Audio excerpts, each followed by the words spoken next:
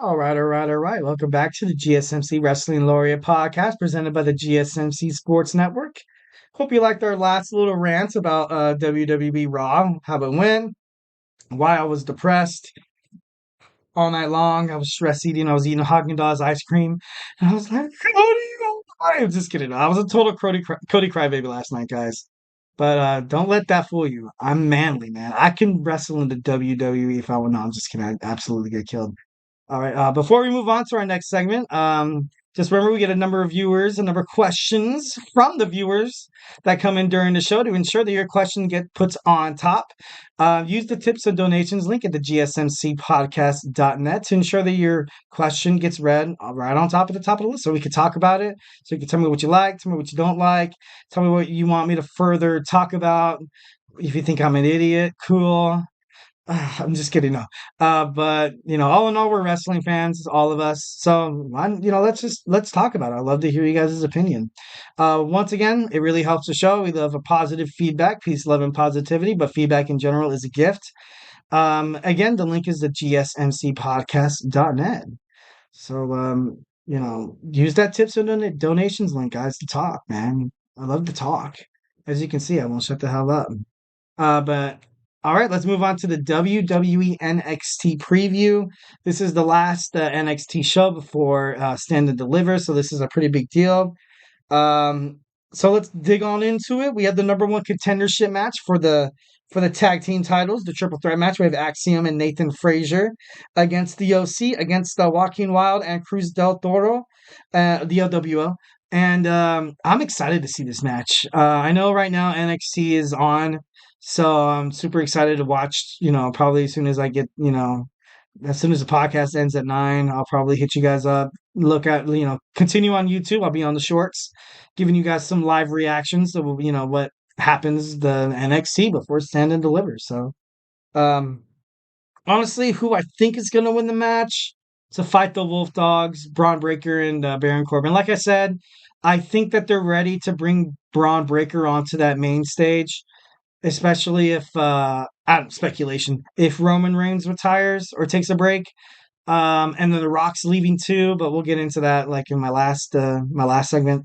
But they're gonna need superstars, and honestly, if you're part of the NXT roster, this is probably the best opportunity young NXT stars have ever gotten coming to the Raw or the SmackDown main cards. So I think that's super awesome. Like I would love to see Trick Williams fight like Gunther for the Oh, that'd be good. That'd be good. Carmelo Hayes fighting Logan Paul for the USA Championship match would be dope. Um, but I don't know, a lot of big things coming in NXT, so make sure you don't miss a beat there. We also have Blair Davenport versus Sol Ruca.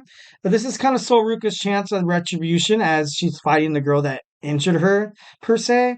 So I don't know. It should be a pretty good match. Like I said before, I think Sol Ruca, she has that potential to carry the women's division once when like Valkyrie or Roxanne Perez, whoever wins out of that match. She's probably going to be the next number one contender. And honestly, I wouldn't be mad at watching a Sol Ruca match because she's very athletic. She high flyer. So it'd be pretty cool. All right, next we have Fallon Henley, and JC Jane. This whole thing started with Thea Hale, and fighting with her former best friend, her former confidants, and and she basically got dropped, and now she's embraced this. I think she's with the guys who dress like they're from Alabama, the Riptide. Oh my god, I forgot their names. I'm a bad wrestling laureate. No, but like University something. But then you have Jasmine Nix, and I think Thea Hale's going to get her hands on Jasmine Nix. So probably have a nice little match on Stand and Deliver. I don't know if they're going to do a pre-show for Stand and Deliver, but if you did, you would definitely have these two.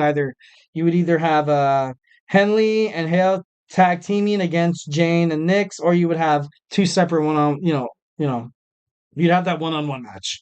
So, all right, we have Carmen Petrovich and with Natalia, newly into NXT, against Lola Vice. So that should be a pretty interesting match. Speaking that Natalia from the main card has, the Queen of Hearts made her way down to the NXT. I don't think she's ever been in the NXT. So right now is her chance. Or if she did, she didn't achieve, as much as she probably had the potential to because they needed her on the main card ASAP because of, she has that Hart Foundation name. She's royalty, baby. So it should be interesting to see what they do with her character, even if she's a manager, or she's like kind of like the trainer or the Mr. Miyagi of this Carmen Petrovic. So, and then we have Oba Femi against Joe Gacy. Oba Femi is preparing for a triple threat match for the North American NXT Championship at Stand and Deliver. So you can kind of see this match. I think he's going to get the win. He's obviously a dominant champion, but if he doesn't, then it's probably going to be like from interference and kind of setting up this. I don't want to kind of compare it to the United States Championship picture at WrestleMania between Logan Paul, Orton, and Owens, but it's kind of going to be like that. I think they're booking, I think they're promoting is going to kind of like be along those lines. And hey, like I'm not mad at it. I like the way that Logan Paul's playing this heel role where he constantly cheats, the brass knuckles, the power of the punch.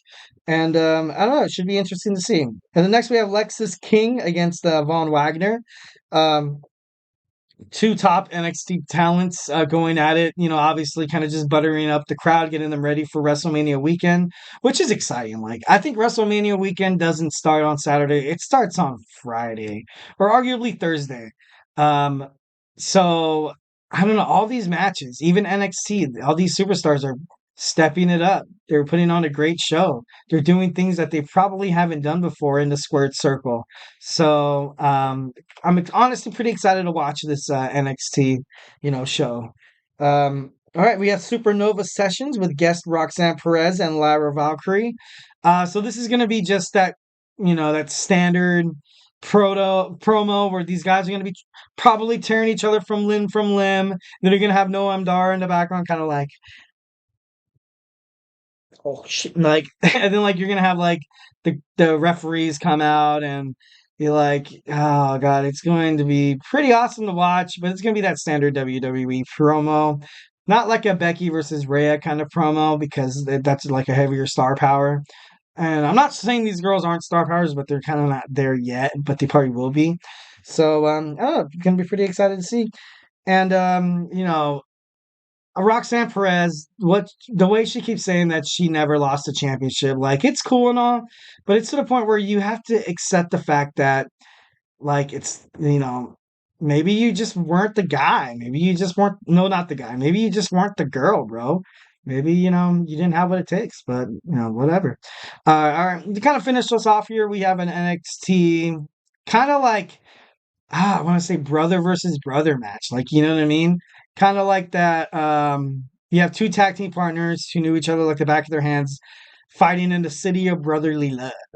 So it seems like it's very fitting for these two guys to fight in Philadelphia, especially with Trick Williams coming back after being betrayed by Carmelo Hayes on Vengeance Day. Carmelo Hayes the whole time has been just attacks and attacks by both of these guys.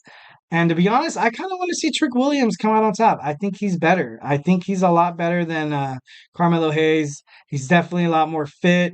Well, I'm not the one to talk. Like, I have like a keg, under here. No, I'm shredding those holiday pounds. Leave me alone. Summer shredding. No, anyways, but this is going to be a good match. They're doing this whole promo thing right. They're kind of including, they're like, oh, my grandfather watched me and he knew Carmelo was my friend and all that. I kind of, they're getting personal with it. They're getting super personal with it. So like when they fight each other, it's going to be awesome. I don't know if this is going to be the main event at NXT Stand and Deliver, but if it very much was so, I wouldn't be mad at all. So, come at me, bro.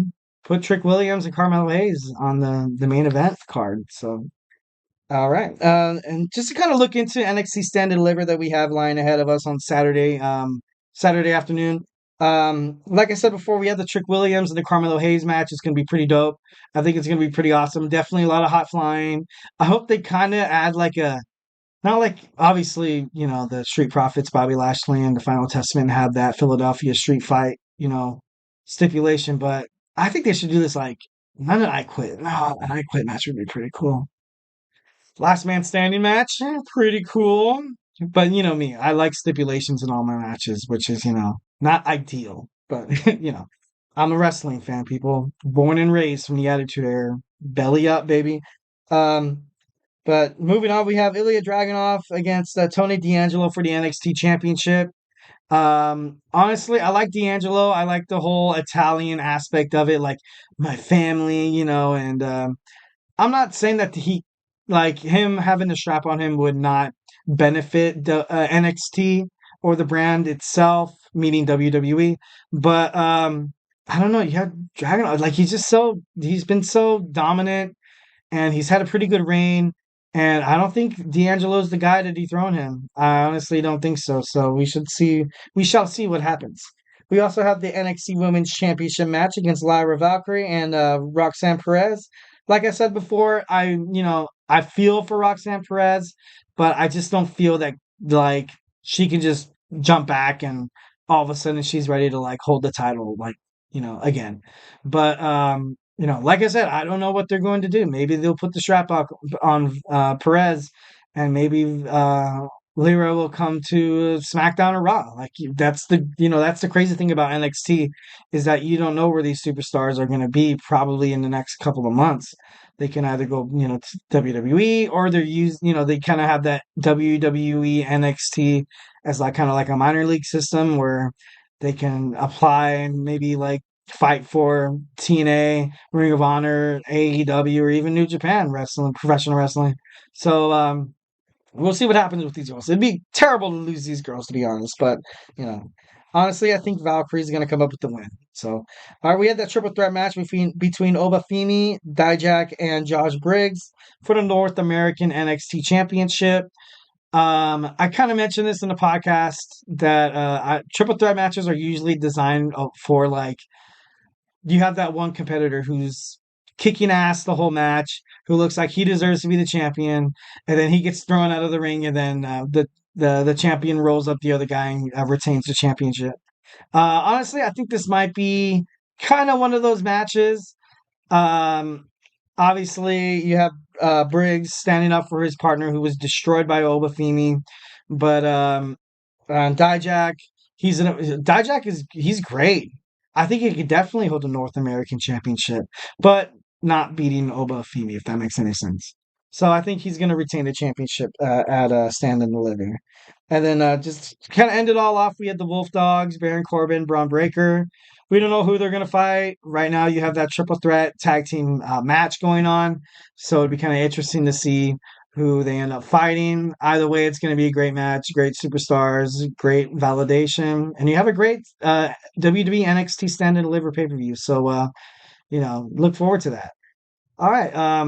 Just kind of butter you up for the next segment. I have a WrestleMania wish list of things that I kind of want to see, I don't want to see.